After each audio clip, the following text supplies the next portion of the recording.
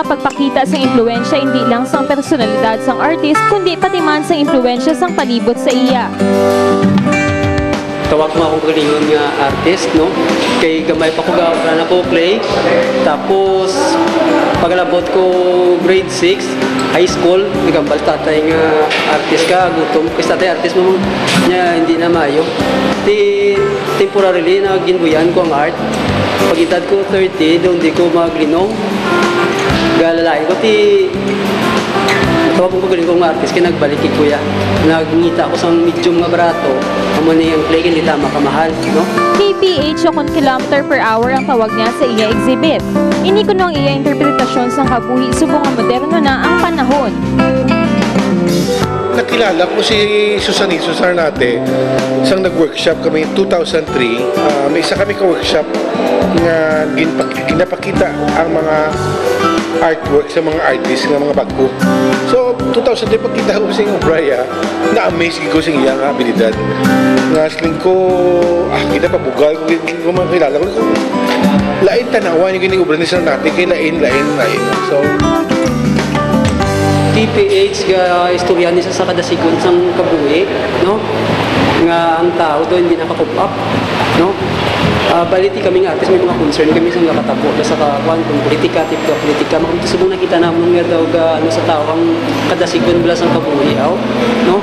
Nga ang tao nang kuan gid mundo kaya gid man mag-cope up di meron sa subong daw ang tao ni ka-cope up nga ni sa cope up physically, emotionally kag mentally kay ang tao tungod sa kasakon sa kadasigon ga ka stress ga kapatay sa cardiac block kay kun ang taon ta ang kabuhi subong perti ka o gapungko ka lang itong sa modernity pero perti ka dasig tungod sa technology biliyawan ka lagas niya.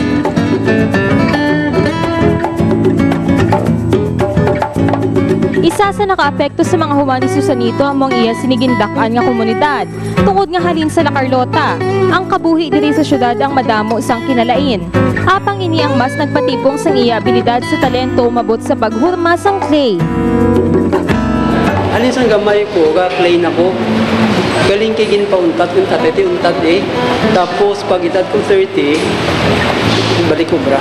Nag-ampol ko, nag-resign ko sa akong obra, full-time ko artist bahala na po may pamilya na ko. Suicide. Hopefully, kaluyan man. Kaya muna sibong within, kita na kami Charlie ko, 2003 up to now, sige-sige akong karir nga gamat-amat, saka. Bisan gani ang kilala nga artist sa syudad ni Sir Charlie, bilib sa abilidad ni Susanito. makita mo man lang growth niya, gatubo siya, kapamati siya, wala po kapamati siya, ginaobra yan. So makato sa simo, ari obra ko. So ka-concrete lang nga interaction namon, na hindi lang istorya, but ginaobra yung istoryahan. Masami sa mga karakter sa iya sinihuman nag-exist man sa iya komunidad sa La Carlota. Aral siya sa La Carlota, galing iba na ang idea na nila kalang behavior, ginakuha kong itsura, wala na. Bali exist na sila ang mga panaton ko sa La Carlota, limbawa, ang tambok na nagadala ito, damo na sa La Carlota kung nagadala ito, mga tambok. Tapos mga gabusto nga sexy, damo na sa La Carlota, no? Kagang iya luyag ipalabot paagi sa iya exhibit. Ako pala na ako sobra ko, basta doon di detail, doon di ko satisfied. Siguro sa akong kita nga ginaditali. Amo na galing nga sa modern, sa kadasigon, doon di ko na namiyan, kay gusto ko yung magpundo, kaya ka mag-observar. So i-enjoy gid ba yung detalye sang kabuhi na. So hindi ko pabor sa kabuhi nga kasigay, kaya hindi mo ma-enjoy, dinasigay na nga dinasigay, hindi mo ma-enjoy. Sa pihak sang pagtilaw, padayon siya subong mag-aobra sa mga artworks nga di kalidad kag ipabugal gid sang probinsya. Ako mag-artist ka, anong ginahimo mo sa art kung di ka mag-obra art? Hindi ka artist di. Busing mo mag-artist ka, obra ka art, artist ka, galang damuon mo. Kaya nga, ang mga putang, kung si Bubi pa, you make things happen. Hindi ko minsan ka lang wala ka gambal, wala na. Si Charlie gambal man lang niya sa utok, di okay man na, kung lang obra ha. Obrahon gito, obrahon gito. Si Susanito ang isa naman kahalimbawa sa isa ka artist nga wala nagbuya sa iya ginapalangga nga duag. Tungod sa kaliyagon nga mas mapauswag ini.